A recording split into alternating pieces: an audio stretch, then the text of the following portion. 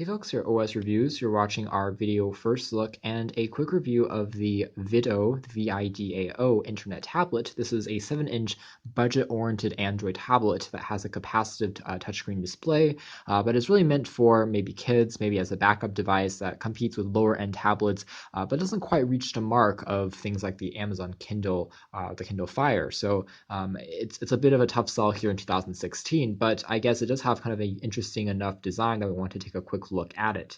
Otherwise, in the back, you have some basic specs, including that it is indeed an internet tablet. It uses a 5-volt 1.5 amp charging port. It takes roughly 3 hours to completely charge, and then battery life will last you for about 4 to 5 hours of usage. Not the best in the world. Kind of interesting about the design on the back, it is made entirely out of plastic, is it has this tapered look to it. It reminds me a bit of a book, a bit like a doorknob, because it gets very slim on the sides, and then it gets thicker progressively onto the edge, where it has all the ports as well as all the keys. So an unusual look, to say the least. Reminds me a bit of the Sony P-series tablet, which also has a slanted design. So if you set it onto a surface, it acts as a natural stand.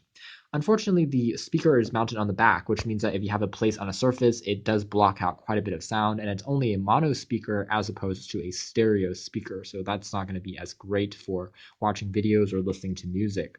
The front here features access to a power on-off switch, which is fairly tactile and responsive. There's also a microSD card slot. There is a mini USB port for charging as opposed to micro or USB Type-C. But there's also a 5-volt proprietary charging cable that you get in the box, which you can use if you don't want to use mini USB. There's also a microphone for recording sound for videos, and there's also a home key, which is dedicated on the side, but you can get those in a software tweak as well. Otherwise, this version of the tablet actually is a bit outdated now in 2016, but it does come in a few more updated versions that have the same hardware. So it comes in Android 4.0 all the way up to Android 4.4, I believe. The front here features access to a VGA quality camera for video conferencing and Skype calls, and otherwise you do have a capacitive touchscreen display as opposed to resistive, which at least is kind of nice to see.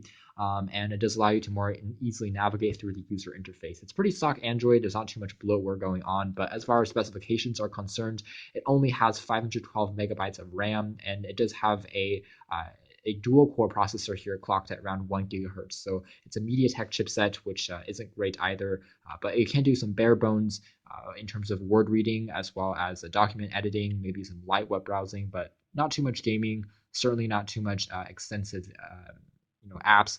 As far as storage can't be put on here, but for some very basic tasks like video chatting, light web browsing, you should still be fine.